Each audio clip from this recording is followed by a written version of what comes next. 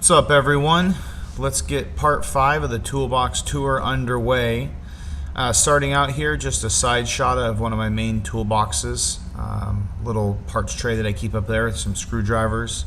I like this little magnetic holder. It holds some of my air tools, air chucks, a few small screwdrivers and whatnot. Moving up to the top of the box, I keep some of my magnetic trays, a few magnetic pickup tools, a little parts bin that I keep some keys and locks in, razor blades, and my torch. It's a newer torch that I got. Yes, more tape measures. I don't even have an answer why I have those there. My infrared tool and some of my radiator tools. Moving into these long reach needle nose pliers with the 45-degree angle and the 45 and the straight. Those work really well. I got a couple of the radiator hose and hose clamp pliers. Haven't had much opportunity to use those really. Keep some of my travel flashlights up here that I grab and go with me in the vehicle if I'm ever going out someplace and I think I might need them. My razor blades, an assortment there, and my right angles. That one there on the left, the silver one, I've had for, gosh, probably 20 years. It's one of the originals, really high quality. They're making them kind of cheap these days. There's my tape measures again. Infrared, not a punch, but like a nail set, and that's actually that yellow stud finder is fairly new for me. Old one got worn out. Moving into my cutter drawer, got some more industrial cutters, my scissors, a couple of shears in there as well.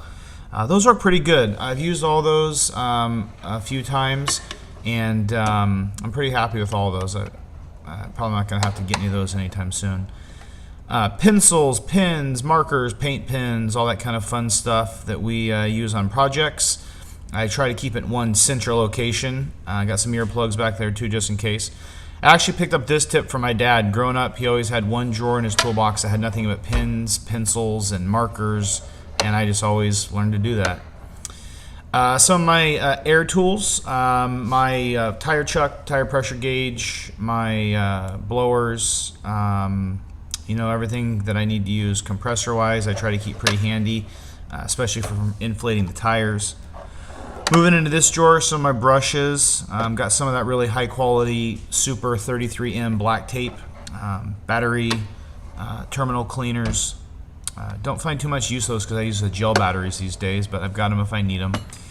Interior panel tools, window clip removers, which aren't really too popular these days.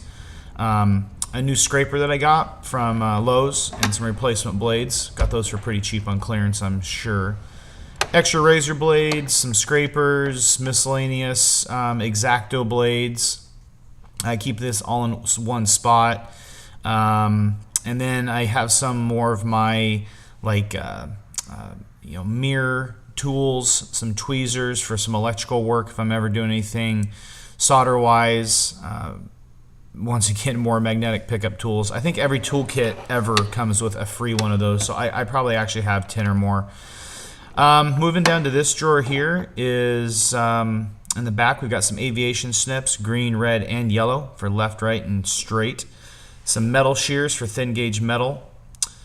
Coming up here is a fence tool that I bought. Ended up never needing to help with the fence repair, so I didn't use that.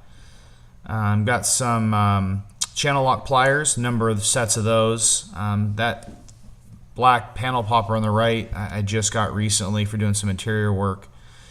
Vice grips, an assortment from small to large. I have a lot more of those in another toolbox, and a portable one that I carry. It seems like you can never have too many vice grips. Moving down here to this drawer, yes, I know, I have a lot of crescent wrenches. Got those red ones on a super deal during Christmas for like 20 bucks, couldn't pass them up. And these others I just have got throughout the years in multiple sets, and I probably have another 5 pairs throughout my tool bags and whatnot.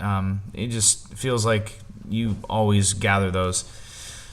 Moving on here, got some slip joint pliers, some pipe channel wrenches. Those what I'm pointing to right now are the long reach needle nose that split in the middle so that the handles don't have to open quite so far to open the jaw wider. Some gear wrench ratcheting screwdrivers. Got those as a kit a number of years ago. These are those 5-degree offset Craftsman wrench sets that I was talking about from my previous video. I've used these a few times. They work really well. I actually bought an extra 10 mil offset from Gear Wrench because I tend to use a 10 mil on my vehicles most often. And then this set here that I'm showing you is the Gear Wrench 0 offset. So I've got those. So there's my redundancies. 3 sets of ratcheting wrenches. All right. Keep my ratcheting screwdrivers in here, some more of my specialty drivers. Over here I've got a bunch of the additional bits that I keep, some extensions, bit sets, a few things I bought, impact bits there. Over the years, Christmas, whatnot, I kind of keep these in here so they're all in one spot. Some right angle nut driver. That little Allen set's nice, has different inserts that hold different bits like Torx, star bits, things like that. Once again, long reach. Seem like I can never have too many of those. Try to keep them organized so I know when I'm done where to put them back. I love those 1/4, 3/8, and half impact nut driver attachments. I love using my impact with those sockets. They work really well. And moving down here to the bottom drawer, this is kind of my drill bit and cutting type area. I keep my spade or butterfly bits there in the back. Got some unibits, couple of Vicks bits there that I've used a few times for cabinetry work, some specialty dormer bits. Got a drill bit extension there you can kind of see with that little zip tie around it. Over here, some of my hole saws. Don't use those all that often, but I've got them if I need them. I've got a number of drill bit sets. Sometimes they're so cheap I buy them just so I can break the 1/8 inch and not have to worry about buying a new one. Kind of more specialty bits. I've got the extractor kit there. Coming up, I've got this little Mac drill index. I bought that a number of years ago, and I have a kind of a piece together set there I got when I had miscellaneous bits and nowhere to keep them. Got this kit here, which is actually the I got on the internet. It's a complete set of unibits, and it was actually a really good price. If I ever need to go from really small to really big, I've got them. And if you see the prices in the stores on those, oh my gosh, I mean, it's probably $400 to buy all those right there. I think I probably spent 40 or 50 maybe on that, so that was a good deal for me. You probably saw the DeWalt drill bit kit there.